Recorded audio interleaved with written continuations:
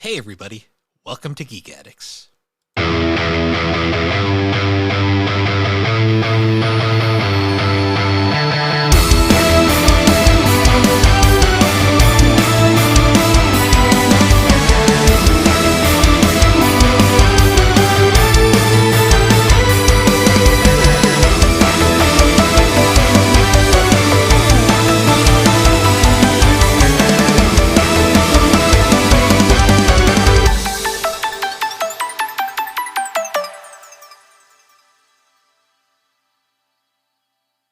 Hello everybody and welcome to Geek Addicts, the pop culture podcast where we try to get an acting career, forget who we are, shit gets fucking wild, and yeah, I'm Bill and this is Matt. How you doing, Matt? Oh, I'm doing just PG. Just got off of you and I just got off of a double feature. One of which movie we're covering today. The next one was the one we'll be covering next week. And boy, I'm not we sure both. which one was more confusing. I'm pretty sure which one was more confusing, but I don't they were know. both psychological thrillers. Both of them had endings that left you going, huh. So Yeah, pretty much. uh Funny how that yeah, happens. it is. It is very funny how that happens. Um but yeah, it's been a bit of a week. This was a very draining week. Tell me about it. I think everyone was just exhausted. Yeah, We're also, I ended up going to an interview a couple days ago. oh yeah, I'm trying to get a little extra work, so just kind of going around trying to fucking find some part-time stuff. gotcha. Shit's crazy here, man. Oh yeah, Massachusetts is not a cheap place to live. no, it's not. In Connecticut, ain't much better. Yeah. Ugh. But yeah. Yeah, So you're moving along on My Hero, I hear. I sure am. I sure am. I'm about halfway through season 7 as we speak. Oh, so you saw Deku's emo phase? Yes, I've seen a lot, and I've had a lot of opinion. So I'm currently in the middle of the war, Hmm. the big war arc. I forget where we left off. All I know is like in like the beginning of season 7 was very interesting because we literally had America comes to saves the day and then dies immediately, but still ends up being a big help Dude, in a Stars and way. Stripes is like the coolest, like one and done character in this whole damn show. She's like arguably the strongest character in the series, because her power is fucking ridiculous. Yeah, it's insane how fucking good it is. Like, oh my god, I was so upset when she like died immediately. I was like, It you gotta be kidding me. dies fucking in one scene, basically. Yeah, it was sad. Season 6 though, holy shit! Like like everything about season 6 starts off and it just like goes from 0 to 10 like immediately. Yeah. Oh wait, so you got all that you got the whole Dobby thing, huh? How'd you feel about that stuff? Well, I called this like 3 seasons ago. Did you? Well, because all right, fire guy, bright blue eyes, really doesn't has a real interest in Endeavor, and they have a son that died. Like that Yeah. I was like that one I saw coming from like a mile away, so I wasn't I super didn't see surprised. I didn't see it that far in advance, but I Well, did, yeah, I did see it in advance. the fire kind of got me interested because, and then like you look at his eyes, and you're like, he's got Endeavor's eyes. Well, they Hmm. reference at one point in the series that fire quirks aren't that uncommon, so it's not something that like the fire alone isn't really enough to make a correlation. But True, but he's notable. He was notable enough that it was kind of like I just kind of I thought about it. It I ended up calling it, but yeah, the backstory of the Todoroki family, it's like holy shit. You keep thinking like they're finally turning a corner. It's like nope. nope, it's actually way worse than you thought. Yeah, it's like oh, it's like even no matter how much he redeems himself, he's never recovering from this one. Hmm. Oh, and so a lot of stuff happened since like the last time we really talked about you watching My Hero. So like you met Hawks, Yes, and he's like a super major character. yes. Um, how'd you feel about the whole thing with him and Twice? That was the first person in the series who died that I actually felt like really bad about. I know, right? Like, this is the thing. Is like Twice is like a super good. This is like one of my favorite characters in the whole damn show. Yeah, and he gets killed in a way, and it's like you get why, but then of course where I'm at in the final battle, it's like, oh, it was all for nothing. Yeah, It yeah. ended up happening anyways, if anything worse. Mm-hmm. I will say in these last two battle arcs, though, there's one thing about them that's been kind of pissing me off. What? I'm getting really tired of like they're finally making headway, and then it's like surprise. Here's another setback that we're gonna reset everything again. I mean, I know, but it's after kind of three, just a shonen thing, I though. know, but after three times, I was like, "Are you fucking kidding me?" Like, I mean, make that's a trope we've been progress. seeing in shonen anime since like the 80s. Like an all for one being like, you think he's finally done. He's like, surprise, de-aging power. Yeah, this is gonna kill me, but I'm gonna fuck everything up before it does. Yeah. Oh God, what else? What was some of the other stuff that I wanted to touch on? Well, like half the Uh characters get nerfed in the battle in season 6 or yeah, dead. the first like big confrontation. Yeah, Also, we how lost we the lost anime, Miss Midnight. yeah, the anime doesn't even show how she dies. Like I was like, because I was talking about it with Alex, and she's like, no, she got ganged up on people. I'm like, well, the anime didn't animate any of that. Hmm. Nice to see. Um, there's so much going on. Oh, how about a fucking belly button laser kid? So I had suspicions from that one like weird stinger where he's outside Midoriya's window for like a minute. But then they tried to play it off like it's just like a, hey, I see you struggling, bud. It's okay. We're here for you. Yeah, but I was like already enough. I'm like, why would they? I'm like, that's just weird. Like, there's something Yeah. not right here. Oh, it was super Um, weird. and he'd always been a little off, that guy. Hmm.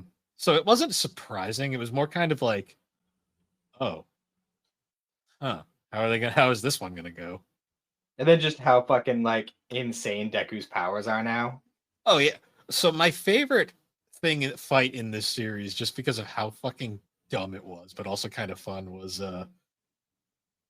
versus Class A when they're trying to get him to come home.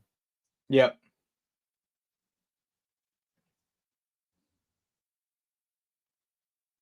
Oh no, are you frozen? Okay, are we back? Oh, there you are. Okay, that was weird. As I was saying, the one fight that was funny to me just because of how like the acting was the when Class A is trying to get him to come back. That entire fight can be summed up as member of Class A going, Deku, come back, and Deku going, no, runs off, No. runs off, and then 5 seconds later, Deku, come back, no. It's like, Deku, please. He's like, I can't. The whole time I'm like, this fight is stupid. Like, For real. they eventually just have to like chase him down and be like, grab him, and be like, no, come home. It'll be fine. And then he does come home, and he still gets fucking emotional trauma. I'm just like, Yeah. great job, guys. Great job. Everyone tries to kick him out. It's been interesting though. I had a great conversation with Alex about this, where she was like, "So, what'd you think of Bakugo?" And I'm like, "He's still a prick." like, He got better. like I joked with Alex. I'm like, a character can have a redemption arc and still be an asshole. like, Oh, for sure. it doesn't mean I have to immediately like him just because he Well, is. I'm not better asking now. you to. I'm not asking you to be like, oh, Bakugo's my favorite character. No, I I'm know. not like that. But like, you got to admit though, he goes through growth. You know, he Oh, he acknowledges does. Deku, and they grow as characters. He does. My problem is when ever he regresses back into his fucking like prick shtick. I'm always like, it's not even funny anymore. Now it's just annoying. I mean, it's been happening since fucking Piccolo. Yeah, but never. I think the problem is too. Bakuno's English VA is just so fucking irritating when he does that shit. I'm always like, dude. That's Connie. That's Connie from Attack on Titan. I know. Who I forgot his name and called Krillin half the time anyway. So Yeah, that's true. This is true. Oh yeah, man. but So yeah. So you're halfway through season 7, so you're almost caught up. Yeah, we're in the middle of the big fight. I think we just had like the third fucking reset of the fight where I'm like, oh, like, come on already. And I know it ain't gonna end because there's still another season. So Well, when you finish season 7, are you gonna just jump in and watch Vigilante? yeah, I'll probably try and get through that. It's only like 12 or 13 episodes. Yeah, I'll get it because that's getting a season 2 as well. So I want to at least be caught up. Rightfully so, because if I'm being totally honest, in a lot of ways, I like Vigilante more. Well, it's a prequel, which is Yeah. interesting. Yeah. Yeah, I'm almost done with that. I still gotta watch the fourth movie, even though I've heard the fourth movie kind of sucks. I've heard that. I mean, yeah. I'm being totally honest, it was out of the 3 that I've watched, that was the one I liked the most. Well, from what everyone says, the first one is the one that everyone likes, and then they get progressively worse as they go on. From what everyone was saying. I mean, I didn't like the second one. I haven't seen the third one because for some reason I couldn't find that one dubbed anywhere. I watched the third one and I can't remember a thing about it. It was that boring. Fair, but I thought the fourth one was pretty good. I'll have to watch it. I've heard mixed things from people. Because I know I've mentioned before how like when it comes to movies based on pre-existing franchises, like it has to do something interesting enough for me to care. And like at this point, I've seen a good amount of the One Piece ones, and there's only like maybe 1.5 that I actually cared about. Yeah, for when it comes to One Piece, I like Z, I like Red. Yeah, those are the two. I only two. I like Stampede too. But Stampede is like a Dragon Ball movie where there's not really any plot, it's mostly just a really fun fan service fight. Yeah. And then there's a bunch like there's only a couple Naruto movies that I actually like. Like there's a lot of Naruto movies and a lot of them are kind of hot garbage. I like The Last and I like Road to Ninja. That's really and the Boruto movie, I guess. Yeah, pretty much The Last, Road to Ninja, and Boruto. And I like the first of the original Naruto movies before Sasuke fucked off. Yeah. I mean, Dragon Ball movies are all kind of just like Dragon Ball movies are meant to just be dumb fun, and even then, there are still some that I'm not crazy about. I mean, the best one by far in terms of narrative is probably Superhero, but I guess that's debatable. That's all down to preference, though.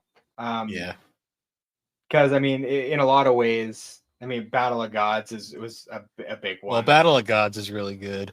The Broly movie's great, but it's really just a giant fight scene. See, everybody says that, but the fights, like the back third of the movie, like the first third is all like backstory stuff. The second third is like, all right, where is everybody now? And then the final third is the fight. So the fight itself is like maybe 30 minutes out of the hour and a half movie. Yeah. I don't know. Superhero left more of an impression on me, but I think it's just because Superhero actually just did stuff like new with the series. That's fair.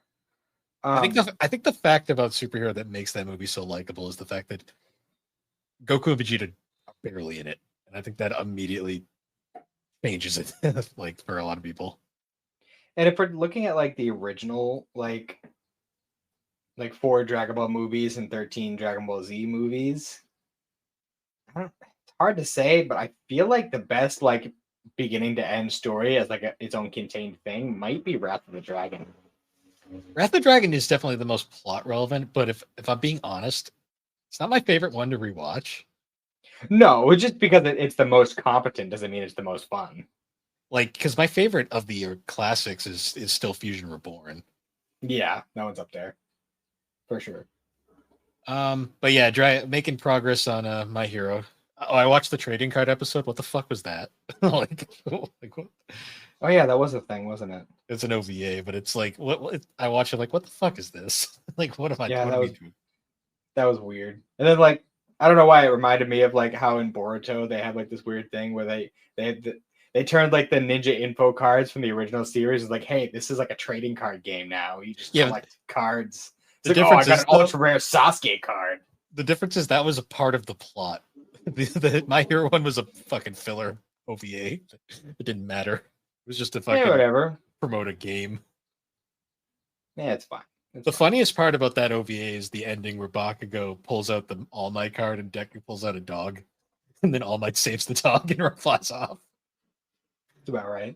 And it's like okay, no winners. So I've been watching a little bit of stuff this week. I started watching this show called Desert Punk. I don't know if you've ever seen it before. It's something. It's like it's very clearly supposed to be a comedy show, but like it obviously it takes place in like it's like a post-apocalyptic like Tokyo, but everything's just desert. Oh, And the main character is like a kid who's like this famous mercenary named Desert Punk, and he's played by Eric Vale, but he's just nice. a pervert. Oh, I see. And he just wants to fondle boobies. Yes. Yeah. It's So I don't know why both. he keeps getting cast as the perv characters. It's just like, oh, this guy who played the super serious Trunks over here in Dragon Ball Z for his first thing. We're just gonna make him a pervert from now on. He's either gonna be a pervert or a villain. Well, but then you get the exceptions, like he's Yuki Soma in Fruit Baskets, who's about as serious as it gets. Well, he got that role coming off of Trunks, so True. there was a crossover time. There was a crossover period. He's Phoenix Wright. He's Phoenix Wright in the Ace Attorney anime. I just realized that. Objection. So Sakamoto Days ended this week. I haven't watched that last episode yet. I'll save it. It's there's definitely a sequel hook at the end. There's an after credit scene. Remember to watch it. Okay. Yeah, I haven't watched that. I'm not caught up on Kaiju either. Okay. The last episode came out today, so yeah, I'm behind 2 then. The Fragrant Flower, the newest episode of that came out. Mm-hmm. Yeah, that's been interesting so far. I like that he isn't backing down. That's a fun little twist. Again, it's just this show just keeps like subverting like the usual tropes that you see in these shows, and I like that a lot. I may or may not have acquired the manga for that. It didn't take long. Well, there's only 8 volumes out currently, and Newbury, our local Newbury, was doing a buy one get one free sale thing. So, oh wow, okay. I was like, it's kind of hard to pass that up. I was like, okay, we're doing this. So yeah, that's been going well. I think Dr. Stone is almost wrapped up. Either almost wrapped up or it just wrapped up for part 2 of season 4. Yeah, everything's ending right now. I don't think there's much left. There's like another episode of Dress Up, and there's one more episode of Dress Up, and well, technically 2 because I don't think today's episode is out yet. But yeah, well, after today there'll be one more. Yeah, and then Vending Machine. Thank God, let's get that over with. That's got like 1 or 2 episodes left. 1, I believe, but it's and that cat show I've been watching, I think only has 2 episodes left. So yeah, all the current ongoings are about to wrap up. Just in time for all the fall ones to start. For Spy Family and a few others. So yeah, Spy Family, My Hero, Chainsaw Man movies coming out. Oh yeah. I feel like there's 1 or 2 other things that I'm forgetting. There is a few. I couldn't tell you. Rama 1/2 season 2. That's coming out. So I'm not 100% sure. Is JJK season 3 coming out in January? I think.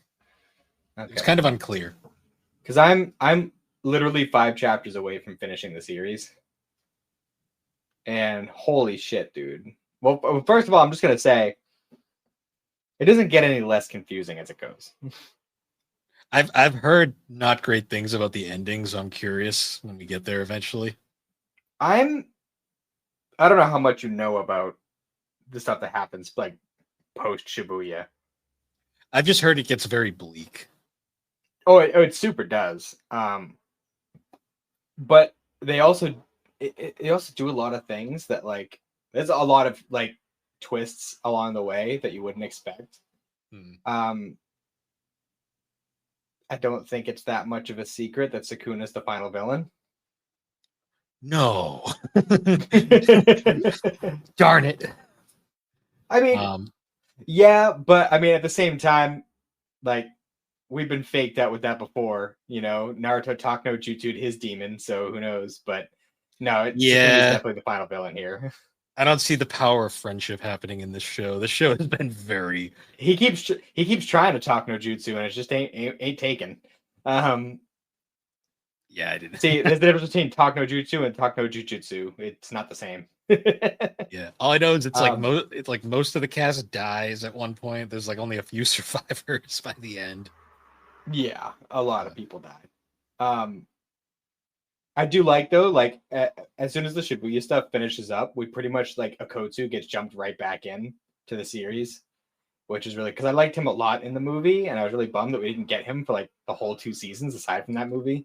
Yeah, yeah, because he Um, appears like right at the end there, and that was it. yeah, and then and God, he's fucking overpowered. I kind of got that bad. Maki goes through some serious development, like all at once. Is he the co-lead? She She. I don't remember. Maki's the one with the glasses that Oh, see her. curses. Her. Yeah, yeah, yeah. That's her. Yeah, she goes through quite the arc. And it's a pretty big fuck yeah moment, but also kind of dark.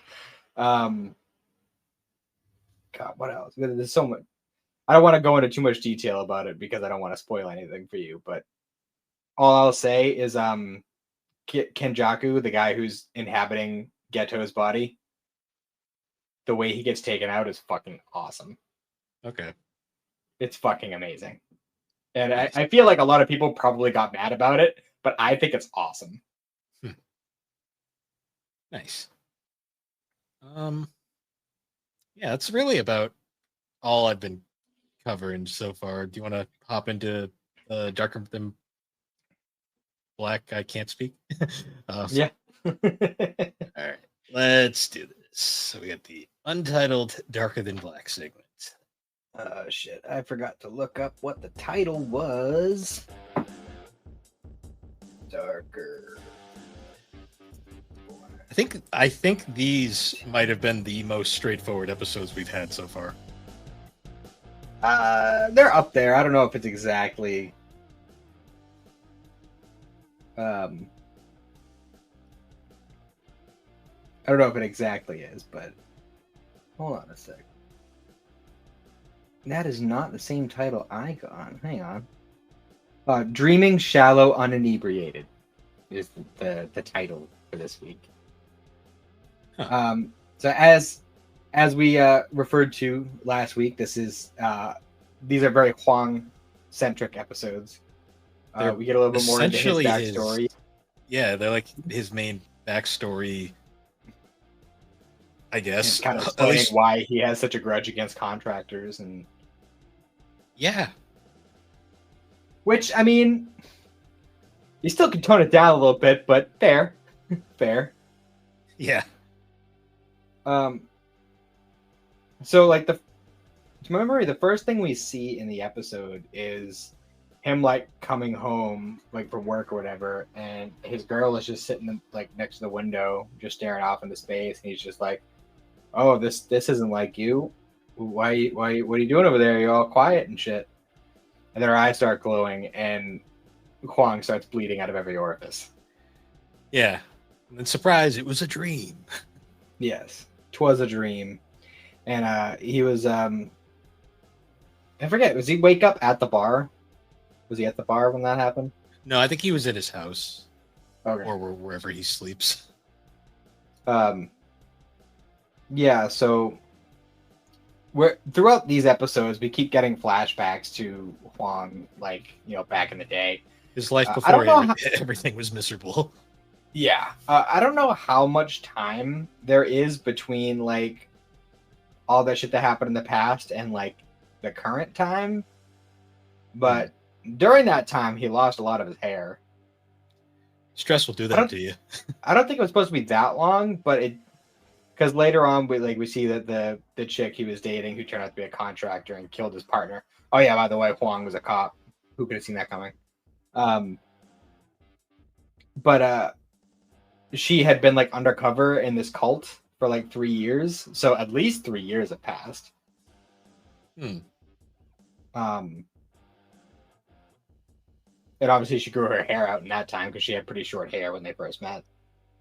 Yeah, time in anime is an interesting thing. Yeah, it's because it's kind of hard to tell when people age in anime because of just the way they're drawn. Yeah, that's why all like 60-year-old moms look like they're 20. Makes total Or sense. fucking Momo's grandmother looks like she's in college. Yes. I'm still not convinced that's her actual grandmother. I think that's her mom. She's just lying. Yeah. But anyways, so we get a scene where like Hayes like coming back from grocery shopping, and he's like going up to his door, and there are a couple of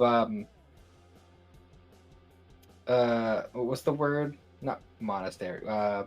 No, they were just straight up Missionaries. They were missionaries. They were Jehovah's Witnesses. Let's be real. Yeah, they were trying to recruit people to their cult, which apparently revolves around the gate itself as like a religious, kind of like the wall cultists in Attack on Titan. See, you could tell this was not America, because if this was America, there would have been violent threats of these people to Get the fuck off my property.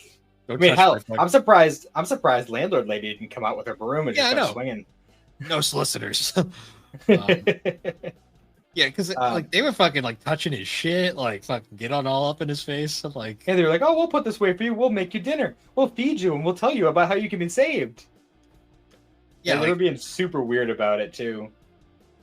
To be fair though, like that was super accurate, because like the few times I've run into like Jehovah's Witnesses, I'm always like, you're literally like bashing your head against the wall sometimes, because you're like, just go away. Dude, nothing will ever top the time. It was I had ordered DoorDash. I was getting food, and the fucking DoorDash driver tried to fucking recruit me. Jeez. Yeah, that's an instant 1-star report. Yeah, like the dude like comes out and he's like, he goes to him in my field. He goes, I'm pretty sure he was from Africa or something because he had an accent. He was like, "Hey, bro, you baptized?" I'm like, yeah. Like, what do you say to that? Like, see, he baptized? It's like, can I just have my fucking gorditas, please? The best one I ever had was when I was working night shift, like the graveyard at our old job. They had shown up one night, and I had fucking binge drinking that morning because I had a bad week, so I was fucking wasted. And I opened the door and I was fucking gone. I think I scared them away. They came back though like a month later, and I was like, "Are you fucking kidding me?" Yeah, they do that. They do that. So yeah, basically he's just like, "No, I'm out. I gotta go. I got shit to do." And but they all meet up because they need to like investigate this cult. There's something going on with the leader of it, Alma, I think her name is. And we keep getting flashbacks of like to Huang on like a case that he was working on with his old partner, and the two storylines kind of converge because he finds a picture of Alma during the flashback. And I think there was a scene too where we saw Huang at the bar, and it was the wife of his partner who died. And like she goes on about how like she can't like remember him, and like apparently the story he gave her, she's like, "Oh yeah, that's just something that happens sometimes. The immense shock and trauma of the event will make you forget things," which I think is technically true. But I mean, she got her memory wiped. That's what really happened. Yeah.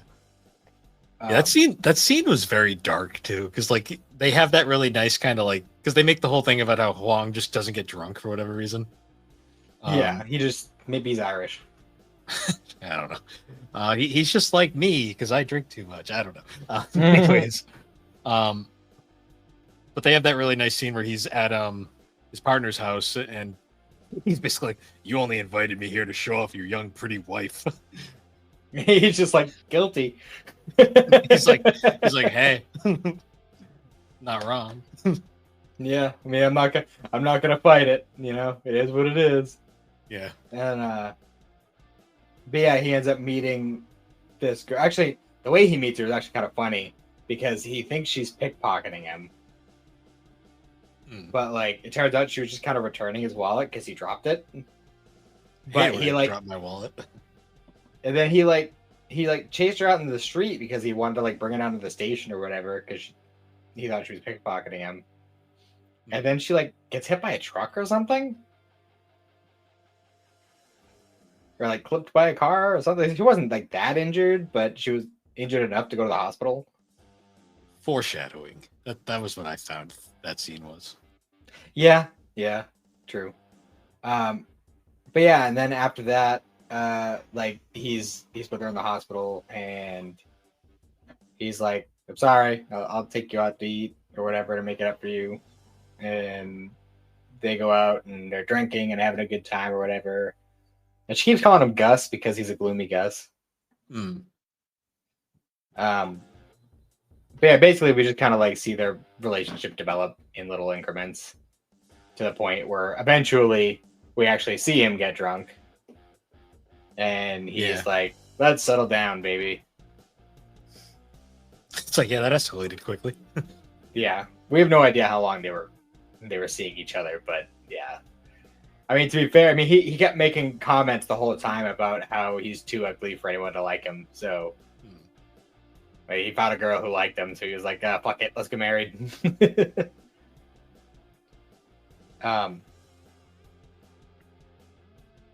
But yeah, like they end up in the present, they end up getting the like assignment or whatever from the syndicate that they have to assassinate Alma, the founder. So Hay needs to go undercover, and they need to meet up with their undercover agent who's been working that job for a while. And surprise, surprise, it's Huang's old girlfriend. Yeah, convenient. Go figure. And even he's just like, "Yeah, it figures. You were a member of the syndicate. That makes everything make sense." Somehow. Huang just seems tired at this point. Yeah, I think he's pretty much done with the bullshit at this point. Also, we see I forget his name, but red-haired dude who was with the Evening Primrose with Amber. Yeah, shows up because apparently Evening Primrose is affiliated with this cult because supposedly these cult people are supplying them with large numbers of dolls. We don't know why they need all these dolls, but they are shipping a bunch of dolls to them, like human trafficking. Yeah. So I guess we'll see what happens with that later. We do learn what his power is, though. It seems, just based on what I was seeing, that he fires compressed air through his hands. It's like me at work with the air gun, just like, I have superpowers. Yeah, pretty much. And also his price is that he has to eat a shit ton of boiled eggs. Ooh, that's a rough one. Yeah. And even like as he's doing it, it's just like, God knows what the cholesterol is doing to me. Oh, I can't even imagine that. Like, I had 2 eggs this morning. I was like, that's good. Yeah, that's too much. That would be fucking. I'd rather have the cigarette guy's price. Yeah. Sunflower man. Your sunflower. I'll eat a fucking dandelion. I'm fine with that. Yeah. Recite poetry. Yeah. I mean, fuck it. I'll even take the fucking regurgitation one over that. I can't eat all those eggs, man. I'm not even crazy about eggs on a good day. Yeah, that was a rough one. Yeah. But yeah, so they eventually they get Hay in like joining the cult or whatever, and he's like sitting in like a reading. So they're reading a scripture out of like whatever their version of the Bible is. And did you find it interesting that the person who was kind of like I don't know, like the priest in the situation or whatever, asked Hay Like like she told Hay to grab the book and to read page 201. Did you pick up on that?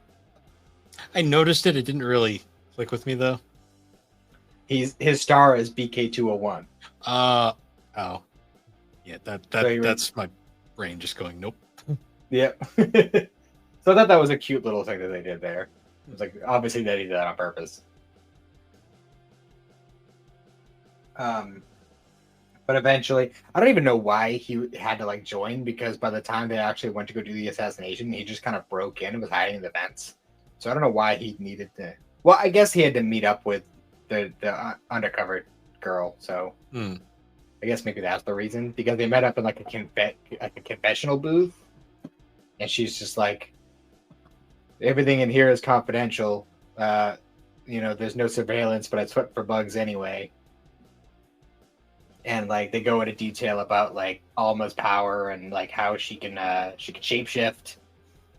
And it turns out that her price is the opposite of Amber's. Is that instead of she gets older every time she uses the power, as opposed to Amber, who gets younger. I think Amber got the better deal. Her power is stronger, and she pretty much gets to live longer if she uses it correctly. Yeah, that's rough. That's a rough one. God knows how old she actually is. Watch her be like fucking 28. Yeah, just like this decrepit old lady. Because she did say like, I was trying to be careful about my power, but then it turned out that people really liked when I used it, so I did it a lot. And yeah.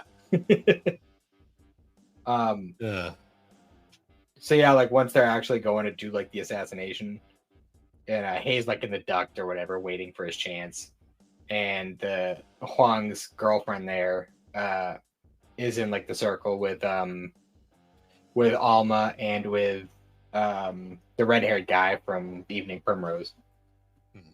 They're talking about their big deal with like the dolls and everything, and all of a sudden you see like, I don't remember if it was like a bowl of water or like a puddle or something, but Yin's specter pops out of it. She just does that.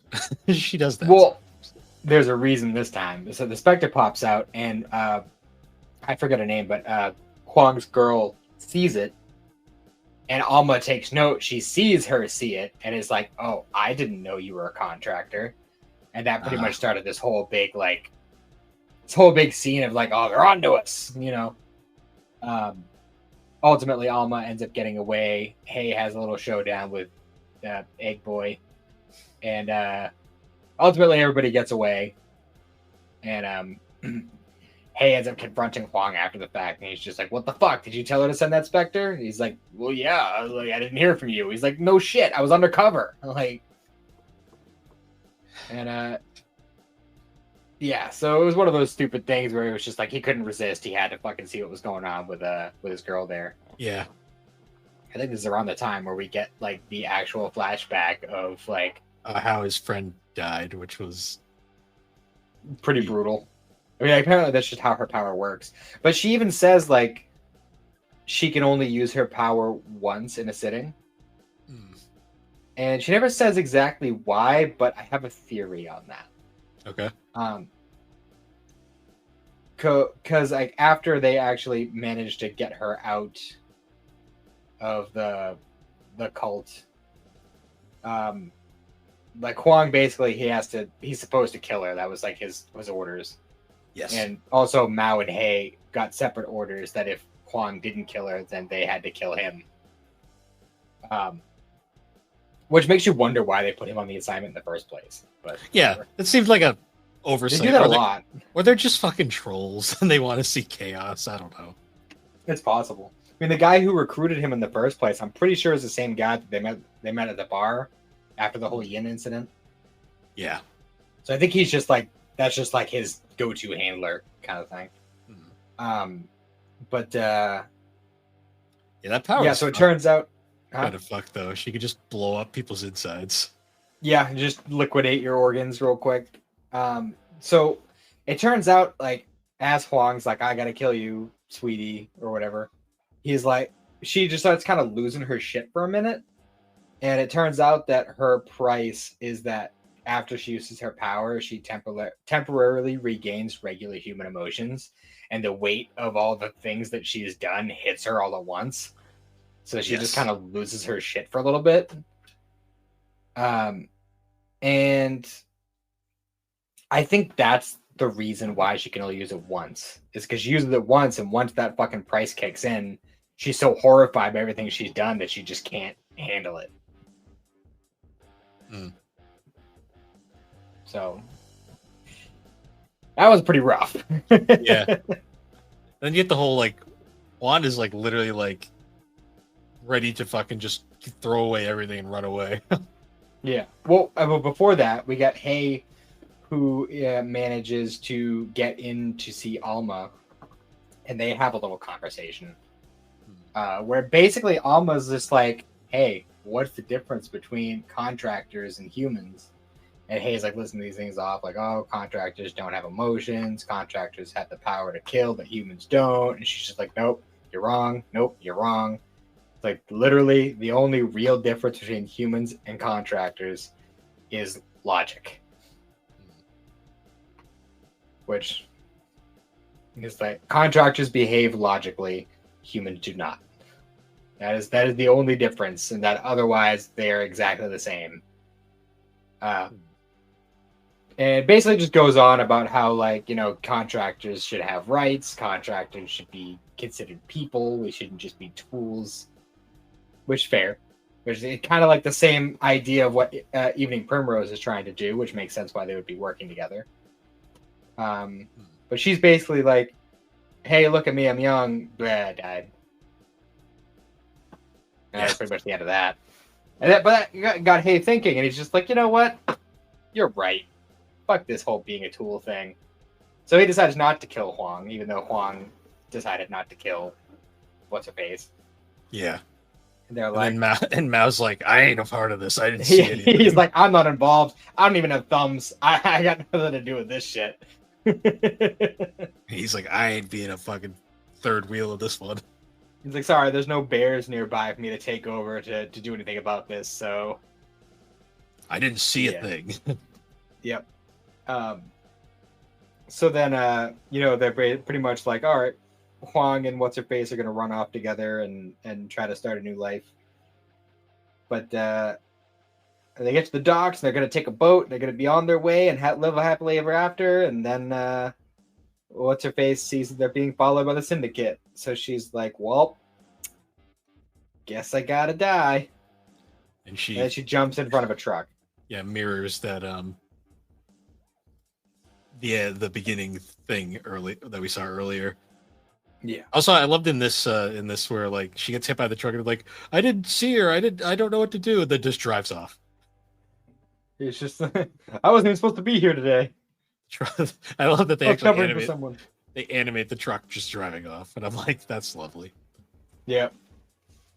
And then we cut back to Juan at the bar again. It's a very yeah, he's just like, damn you, sweetie, you broke my heart twice. Yeah. That just kind of ends there. But yeah, we do get that little bit where Hay is just like, he's questioning, like, why are we serving the syndicate? Why are we doing this? What is this, you know, for? You know? And that kind of, you know, kind of adds to the growth that we're seeing in both contractors and dolls. So we'll see where this goes. We have two more segments left, and then we will wrap it up. Yes. Yeah, that was definitely the most like easy to digest out of all of these, I will say. Like some of them I've been like, the fuck happened? Like this one was kind of like, oh, okay, I get it. Well, except for maybe the one with the missing cat and the detective guy. Yeah, well that one is just like kind of off from the rest of them to begin with. Yeah. But yeah, so another week of Darker Than Black. Now going from one anime to another, we're doing our first entry in Spoopy Month, as we're calling it. Yeah. Where we're going to be covering horror films, or horror films for the next 4 weeks into November because we planned poorly. It's okay. It's not our fault. Episode 100 just happened to fall in the first October week. Yeah. But yeah, so for our first movie, as a bit of an opener, we're going to start with quite possibly one of the greatest mindfucks of all time. Yeah. With Perfect Blue. The 1997 anime film. The 1997 anime film directed by Satoshi Kon, the late Satoshi Kon, and based off of a novel. Fun fact, the novel did not make it overseas until 2013. You know what the funnest part is too? The box like makes a big point about based off of the iconic novel that no one in this fucking country had probably knew anything about and wouldn't see until decades later. Yeah, a good like decade and a half. Yeah. But yeah, so this film is the first. It's actually the first film Satoshi Kon would direct, and it is the best way to describe this film is it is a psychological horror. It's not even really a horror; it's a thriller more than anything. I'm still confused. It's a confusing film. It's actually meant to confuse you in a lot of ways. Apparently, the book's even darker because the anime film takes a lot of deviations from the book, but essentially the film revolves around the main character of Mima Kirigo. I'm trying not to butcher these names, but she's a pop idol, part of a pop group called Chime, I think it was called, or Cham. Cham, that was the name. Yeah. And she is performing her final show because she wants to be an actress. Well, and she doesn't necessarily want to be one. Her agent is telling her that she should move into acting. Yeah, because she's not becoming very successful as a pop star. Yeah, it's a very weird kind of unclear thing where the big theme in this movie is we don't really know what Mima wants like at all throughout this movie. I'll tell you what she doesn't want. Mima goes through a lot of it, but she performs her final show, and then they split up. The other two go on to form a duo and get massively more successful without her, which is very much a bit of a dramatic irony. Yeah, but basically, Mima goes off and she starts her acting career. And it starts off very slow, where she's basically got a 2-second part in a film in a film that basically has barely anything to do. It might be a series. Excuse me, who are you? Exactly. That scene of her just sitting there reciting that one line, I'm just like, that is both tragic but also very relatable. Yeah. She's also moved into her new place, and where we immediately get the scene that dates this movie so fucking badly. She gets her new computer, and we get this whole segment of her manager Rumi explaining to us how computers work. Yeah, that was wow. In 97, sure, but watching this in 2025, it's like, goddamn, like, yeah, it was pretty weird. It's just something funny about the time difference where a 22-year-old like adult woman doesn't know how a computer works, and you're like, I don't know how to do this. And then you realize, oh yeah, that's right, computers weren't really a thing in the 90s. She's there looking at a printout of a website, and she's going HT. Yeah, she does HTML code, and I'm just like, no, nobody writes that shit. Nobody writes that. But yeah, we find out that she's very much unaware of a lot of stuff, and she's kind of struggling a little bit at the time, like even before it starts happening. She's having a difficult adjustment with her new lifestyle. Yeah, especially as she sees her two former coworkers getting massively more successful than her. right off the bat, and her Mhm. struggling to. Her first role isn't going the way she expected.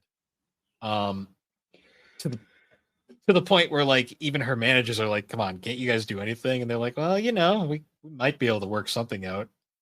And then a letter explodes. Yeah, and like fucks up her agent's hand. Yeah. We should also mention our friend there. We don't know his name at first, but he's quite the character. Yeah, he looks like a Um, goldfish with really bad teeth. yeah. Mima's got a stalker throughout this movie. Um, who is a huge fan of the idol group, and he's like the guy defending her from like the some drunk assholes who were like just being nuisances at the show. With throwing rocks or whatever. Yeah. But he is very much an unhinged stalker, and she starts seeing him like everywhere she goes, which is the film very quickly you start realizing like you start losing track of whether he's actually there or it's a hallucination. Yeah, because this movie does a lot of things with like these jump cuts, like mid Yes. scene.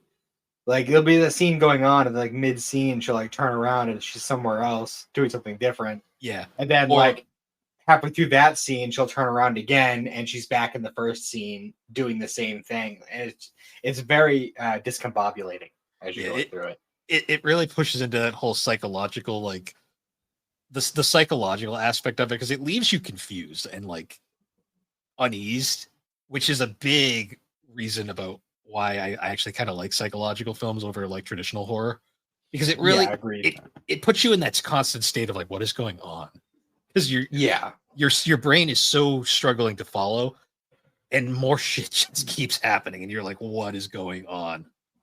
Because yeah, she the letter bombing incident happens and as all this stuff's going on she's getting like she discovers this website that's like it's one of those early 90s like fan sites of like a famous actress. Like do you remember the infamous like Mary Kate and Ashley fucking websites?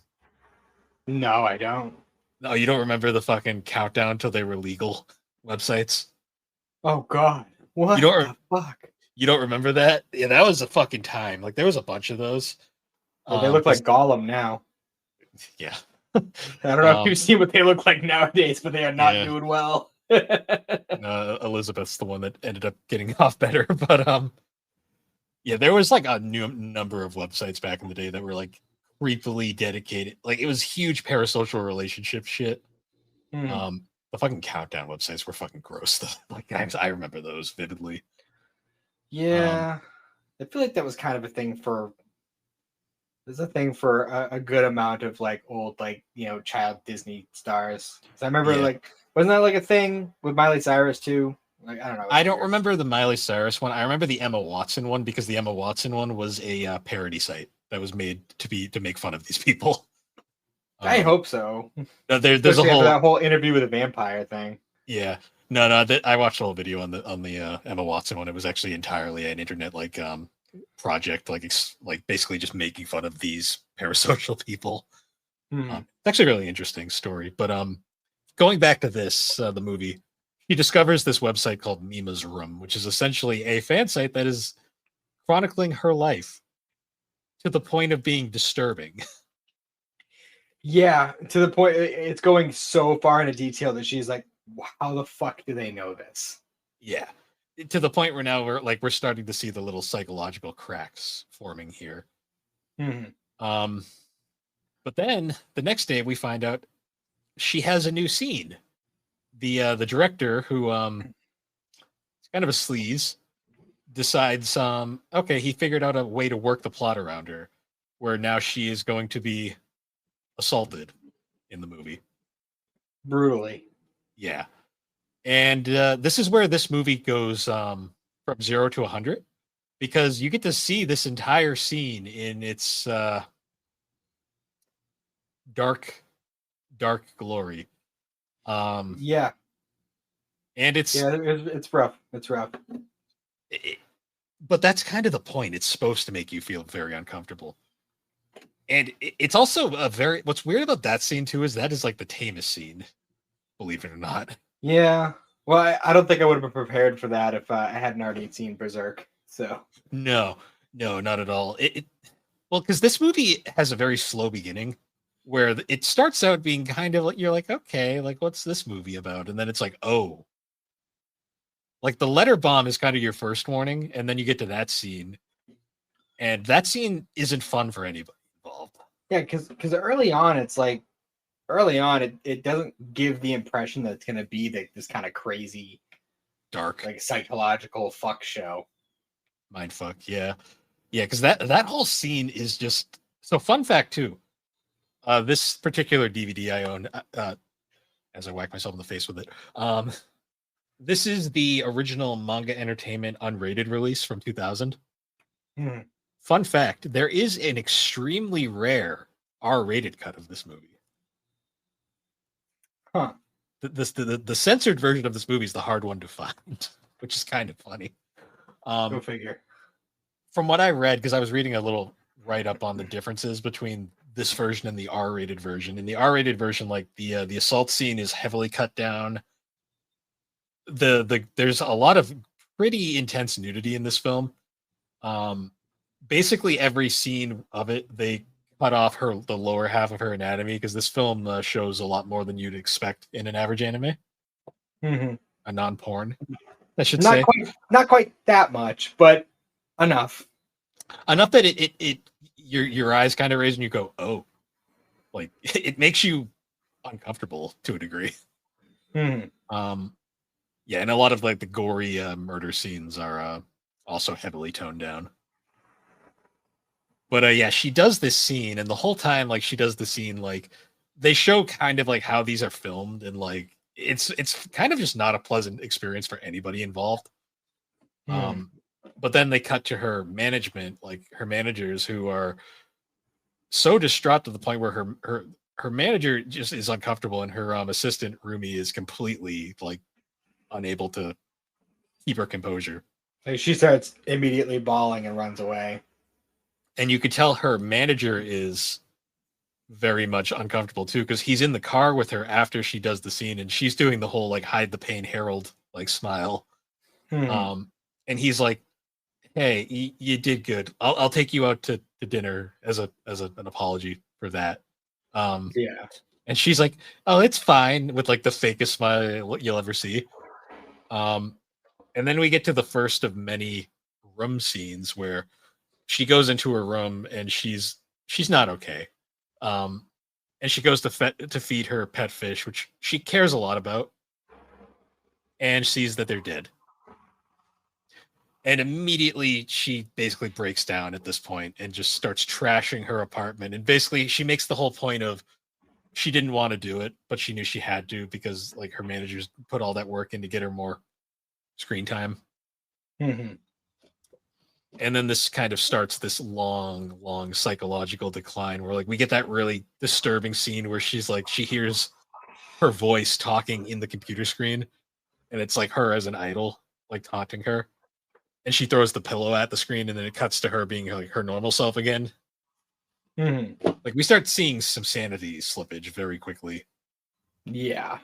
And what's Yeah, crazy after that one scene, it starts to really ramp up that mental instability. Yeah, and then we cut. Then the rest of the film kind of goes quickly in a sense where like we go to like, so like the next day, like we find out that the movie's being kind of retooled into like an interesting like new plot where like the girl that Mimo is playing is actually like a girl who's been psychologically broken and doesn't know who she is anymore. Meanwhile, they're filming the next scene, and then the writer of the film who wrote the assault scene, he's in a we next see him in a parking garage, and there's a and there's a whole he parks into his spot, and there's a whole like the name of the show is on the wall covered in blood. And he just rips it off and he's like, what the hell? And doesn't even question the blood. Yeah. But then he starts hearing like the idol, like Mima's idol song playing like throughout the place. And he's like, that's weird. Then he opens the elevator and there's just a radio in there playing the song. Mm-hmm. And then the next scene, we see the elevator from the other side, and he's brutally murdered with his eyes gouged out, covered in blood. Mm-hmm. And it's just like, what? Yeah. They say they was stabbed like 67 times or some shit. Yeah, with an ice pick, which will be a recurring thing going forward. The Yeah. film also leaves you very questioning who did it. And you don't. It leads you to believe it's Goldfish, man. Yes, but the fact that when you realize there's later events that you find out, but you also find out that when you realize that who that guy is, he's the guy that wrote the scene that caused a lot of distress between everybody. Leads you to wonder. But of course, the film continues to go on, and like there's points where like Mima goes and sees her former coworkers, and they're having all the success. And she's every time she runs into people, like she all of a sudden is like bombarded by this weird apparition of herself from the past that's just taunting her, and she never understands like what is going on here. Yeah. Also, her former coworkers aren't the best friends because they make fun of her for going to get that photo shoot done. Yeah. Well, they were kind of right though. I mean, she was just like, "Hey, that guy's the sleaze and has a reputation of being able to get girls naked for these photo shoots." And yeah, what ends up happening? but it's like because earlier scenes they were all happy to see her, and then this scene it's like they're just making fun of her. And it's like, God damn guys, I get it's the business, but I mean, clearly they were holding them. She was holding them back. yeah, a little bit. Also, we get that like meta commentary in between all these scenes where it'll cut to like the public like reacting because in Japan idol culture is a huge thing that's way above my knowledge, but I know it's a very big deal, and they'll comment about how like awesome the group is now, and like they'll be like, "Have you seen what she's doing now?" It's like, yeah, it's like kind of crazy, but I always like the other girl more, anyways. Mm-hmm. But yeah, so now Mima goes to that photo shoot, and this is another fucking disturbing scene where it's like this guy is very sleazy and borderline predatorial. Yeah. And he looks like Spike Spiegel, which is kind of not fun. He But gets yeah, his comeuppance. he does. That scene's even worse. But like he goes through like all these photo shoots, and he's like, these are graphic photos too. Like this film is not for children, I will say. And as someone who saw it in middle school, yeah, not great. Yeah, apparently the unrated version, like I mean, the rated version cuts out a lot of these scenes. Yeah. But yeah, we continue to as we go on. She's filming more scenes, and we're continuing to see more and more sanity slippage, where she'll encounter this herself in like mirrors and stuff, like the scene where she's in the car and she runs out of the car to chase after this thing. Or she Or like jumps out. They're like the apparition jumps out the window and starts like bouncing along the light poles or whatever.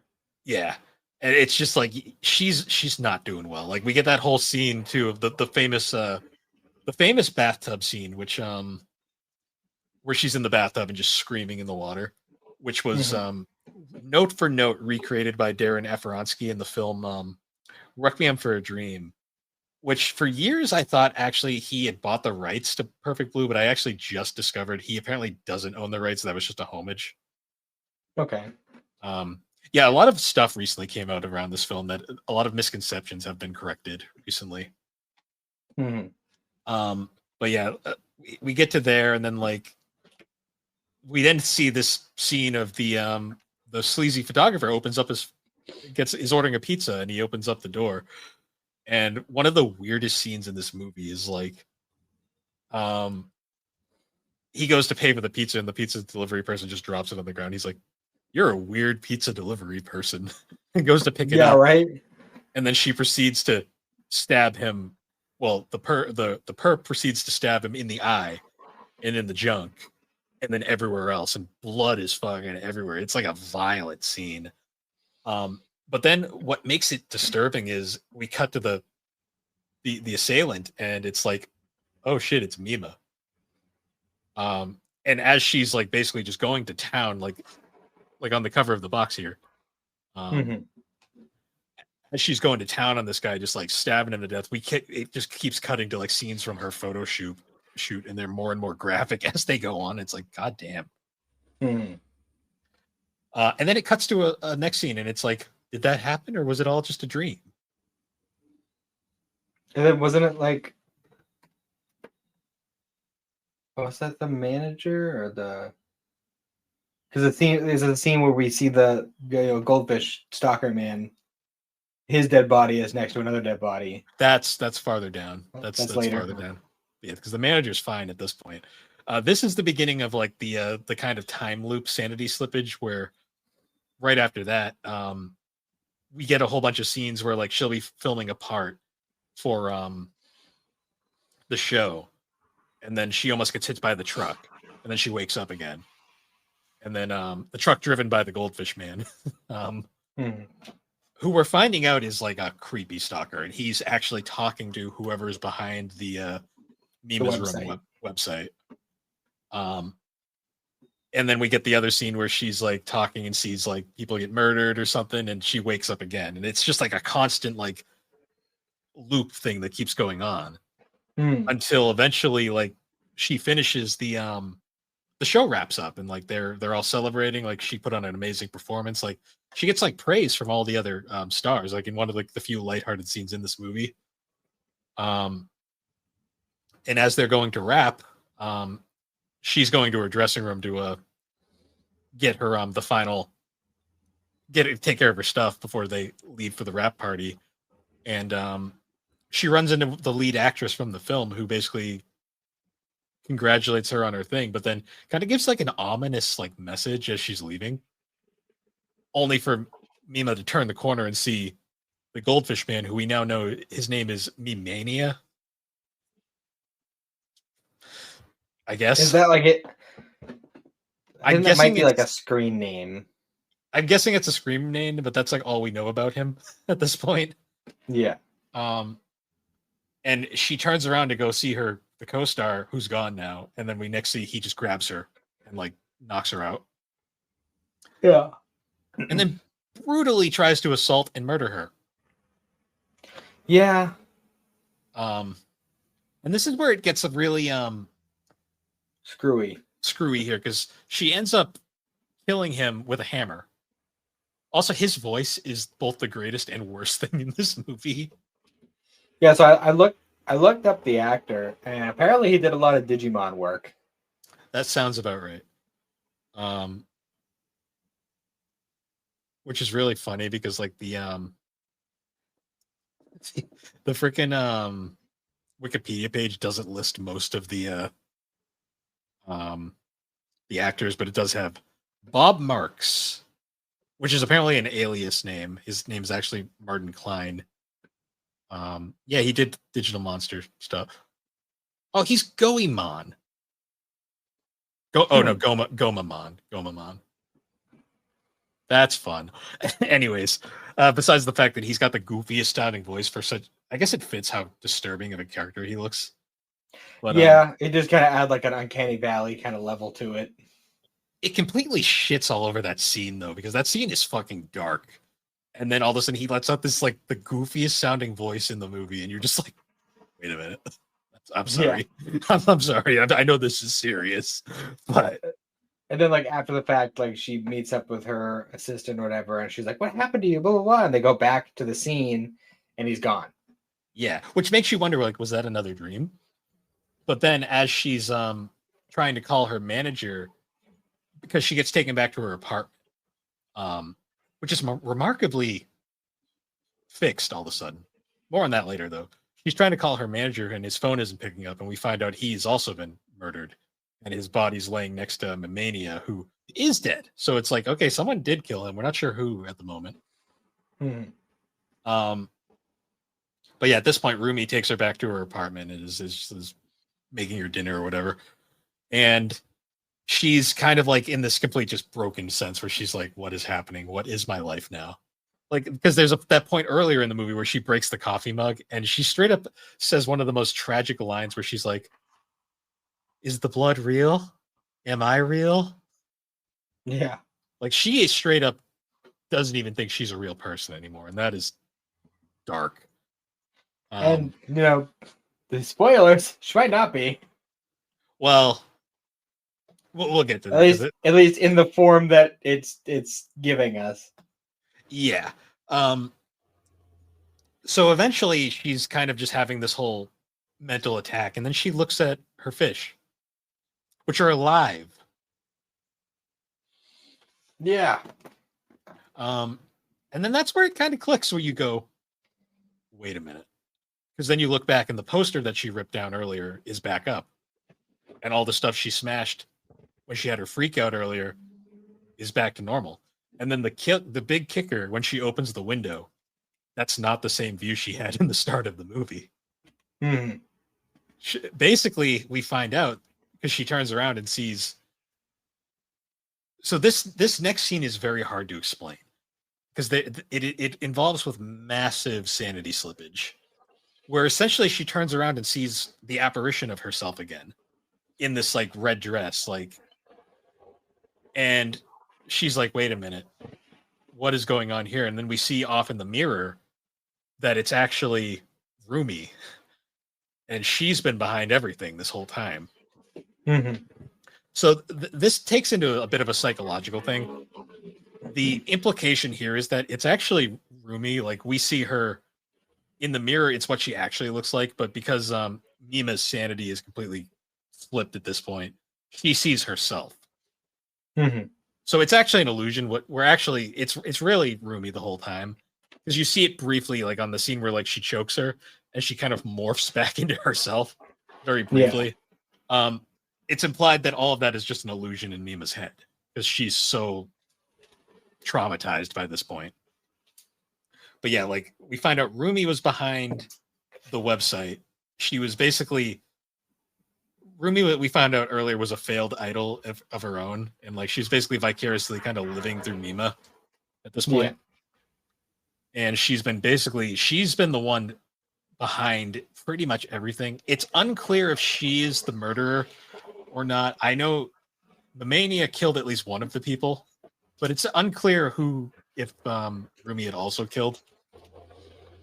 Yeah, I don't know. I think it's pretty clear that she killed the photographer guy. Yes, on that one. It's I think it's implied Mamania killed the writer. Mm-hmm. And Rumi definitely killed the manager. Yeah.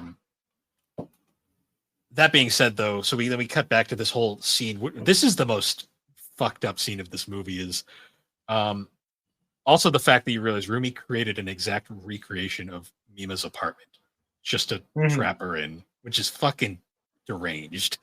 Like these are two women that are not okay in the head.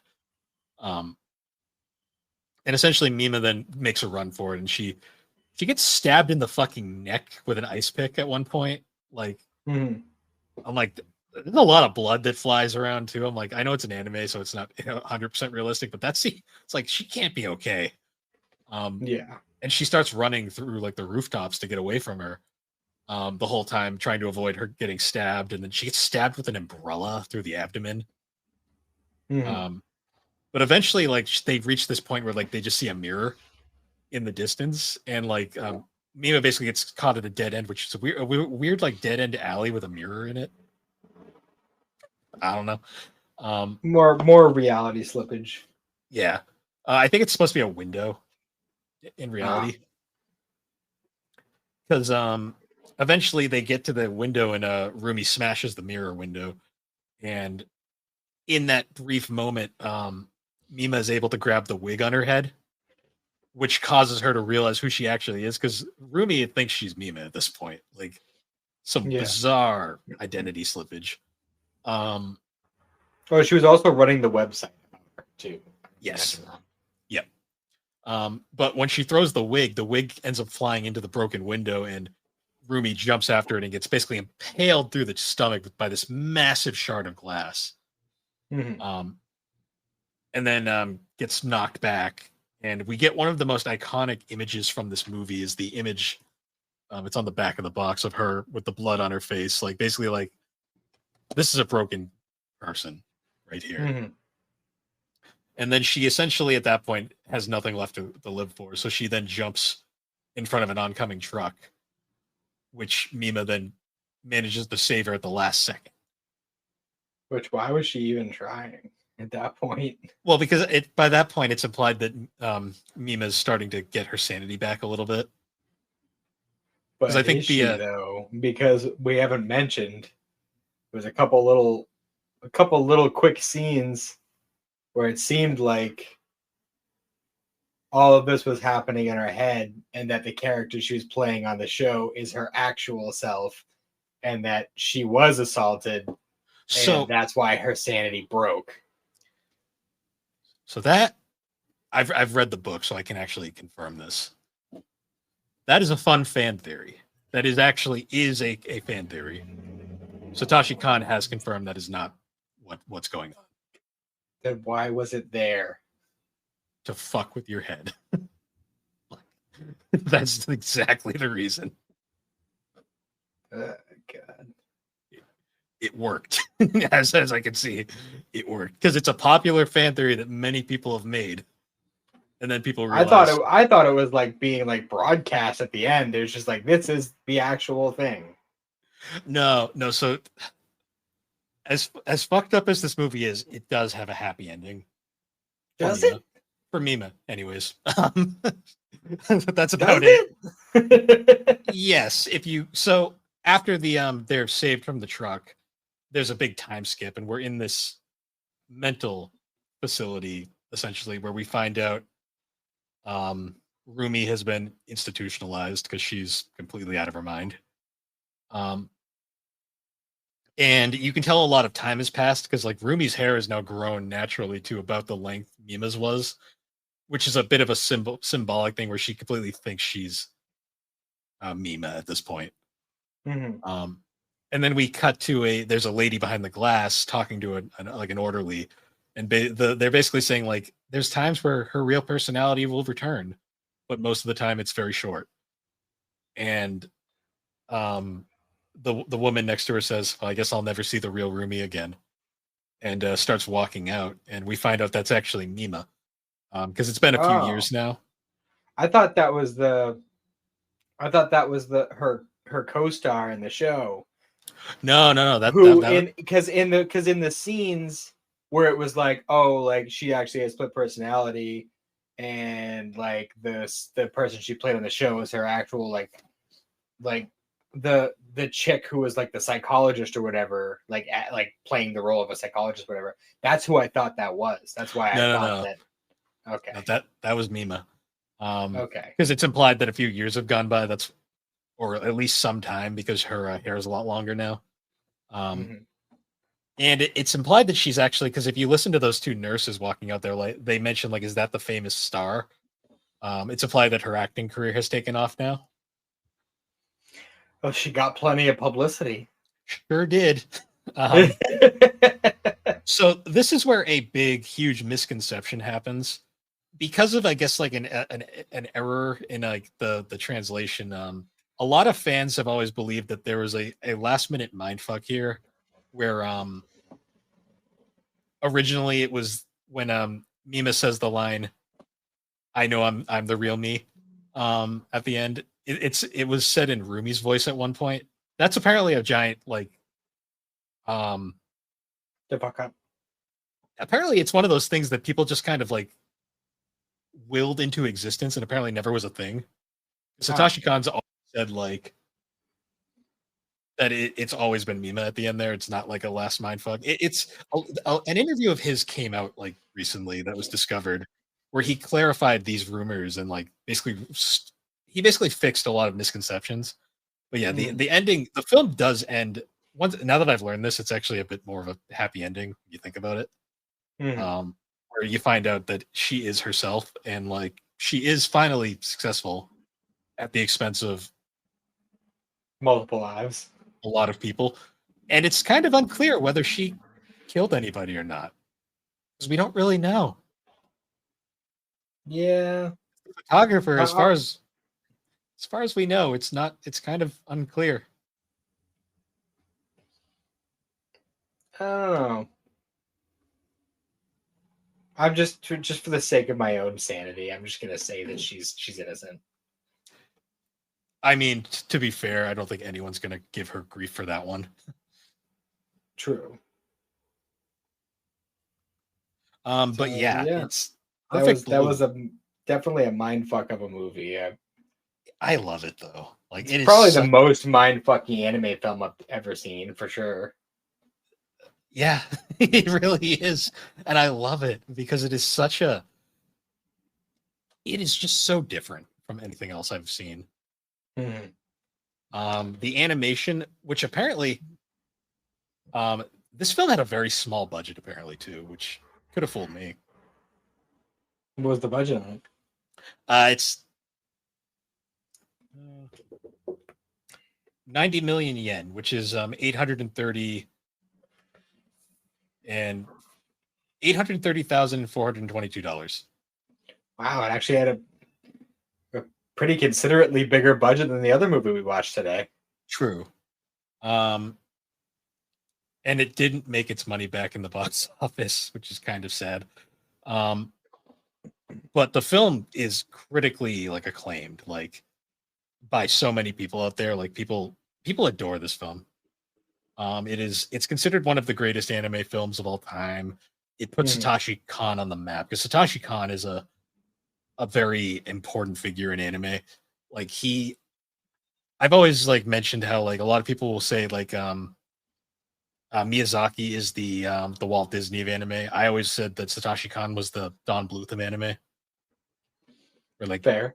all his stuff was a little more edgier and a lot more thought provoking at Where times. would that put Makoto Shinkai? It was a good modern animation director.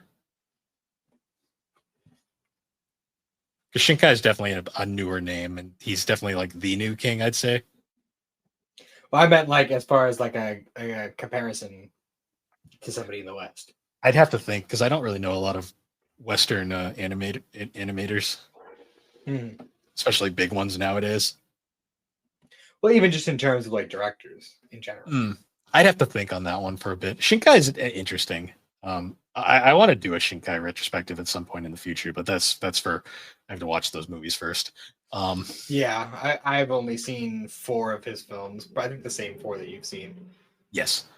Um, the thing too about Satoshi Kon too is like he tragically died younger. Like I think he was only in his like 50s, and he only made 4 films Hmm. and an anime series. He had Perfect Blue was his debut. He had the Millennium Actress, Oh, Tokyo I have God. seen that one. Oh, you've seen the Millennium Actress? Yeah, Okay, that was a that's good one. his That was a good that's his movie. second film. You can see it's toned down significantly, but still Yeah, mindfucky, yeah. but not as bad. Um, he did that film. He did Tokyo Godfathers, which is a Christmas movie. It's actually the black sheep of his series because it's like a lighthearted one. We'll probably do it for a Christmas one of these years. Mhm. Um, and then his final film was Paprika, which is you've probably seen the cover of it somewhere, but it is essentially Inception before Inception. Okay. What was Um, the series that he did? and he did a series called Paranoia Agent. Okay, that sounds familiar. It might be on Crunchyroll. It was on Funimation for a while. I'll have to check it out. But that one is also mindfucky as can be. He was working on one final project, which was apparently supposed to be a fantastical kind of movie and very different from his style, but it was never finished, and it seems like it's never going to be. Mhm. Um, and he tragically passed away before it could be done. But he is what like very heavily influenced. Like he was a huge influence on Darren Aronofsky, as we mentioned earlier, like to the point where he recreated the bathtub scene in Requiem for a Dream. Apparently, he wanted to create a live action Perfect Blue, but he couldn't get the rights for it. That's where that Mhm. misconception comes from. And then he made the film Black Swan, which no matter how much he claims was not inspired, no one believes him because holy shit, like it's pretty fucking obvious. Yeah. Um, but yeah, it's honestly, you might have to watch it again at some point in the future to get a true Yeah. grasp on it. Yeah, probably. And there is a much nicer HD remaster of this on Blu-ray that came out a couple of years back, which I also owned, but I couldn't use for this because of how we had to record. Yes. But that's there, so that's always something fun to see. Also the music, like that freaking soundtrack, like when her sanity is like slipping, it was also the menu music. That is such a eerie song that's like sticks in your head. Yeah, for sure. But I mean, it's no secret I love this movie. Where would you rank it? Like, what was your thoughts? I mean, in terms of like a beginning to end story, like as its own like kind of isolated beginning to end, it's definitely up there. In terms of like a personal favorite, it's probably more in the middle. That's fair. It's not for everybody. Like this is coming from somebody who's like an intense Berserk fan, so it's not even like necessarily like the harder moments. Actually, I'm a Berserk fan and a Baccano fan, so confusing and dark isn't necessarily a turnoff for me. But I don't know, maybe it's one of those things where I have to watch it a couple more times before I really kind of get it. Because that does happen to me sometimes. Like sometimes I'll watch a movie or a TV show and like, or like if a new season of a show comes out or whatever, I start watching. I'm like, yeah, I'm not really feeling it. But then like the more time passes, like something clicks. So it could be one of those things. But for now, it's definitely not like in top tier as far as my favorites go. But I did find it to be I don't know, fun and enjoyable probably aren't words that you should really associate with this. Fun. No, it is an enjoyable, interesting and thought-provoking experience. I'd say enjoyable would work because it's a fascinating film. I love a film that makes you think about it. Like when I first saw this movie, like way back middle school, 14 years old. I didn't sleep for a few nights, that's for sure. Yeah, that's fair. That's fair. Thought about it for a long time, and I still always think about this film every now and then. Like especially whenever I see someone shit on sorry, can't talk. Someone shitting on anime for being anime, and then I'm like, watch this. Yeah. And then I'll go find you when you're fucking confused in a corner later. Because it's there's only so many ways I can say I love this movie without sounding like a broken drum. What? I lost you for a second there. I was just saying, like, I love this movie, and I really can't. There's only so many more ways I can say that without sounding like a broken drum. Yeah, literally the first thing I heard as you came back in was broken drum. I'm like, what? Yeah, lovely. No, I get that. I know because I feel similar ways about like say the Golden Age arc trilogy of the Berserk films. Like those, like those are not happy films, but no, but they are like really interesting and enjoyable experiences. Yeah, there's a few scenes that are rough, but yeah, all told, like it's worth watching for sure. Yeah. But yeah, that was the first of our Halloween series we'll be doing. Spooky month, as they say. Next week we're going to be talking about the film Cube. Also 1997. Yeah, fun. It was weirdly 1997, both psychological. There's a few similarities, which was kind of funny. Both psychological thrillers with low budgets. Yes. And a lot of death. But yeah. And only one person ends up happy, debatably, in both films. Yeah. Yeah. Yeah, it's debatable in Cube, but I had to think about that one for a minute. But yeah, so I guess that'll wrap this one up. Once again, guys, thank you for joining us on Geek Addicts. You can find Geek Addicts on all the major podcasting platforms, particularly Apple Podcast and Spotify. And be sure to check us out on the Superpod Network, superpodnetwork.com. Awesome site where you can find a whole bunch of different shows, videos, blogs. Be sure to check out Spooktober. We'll be doing a bunch of horror game blogs this month. And yeah, with that, everybody, once again, thank you for joining us, and we will see you all later. Have a good one.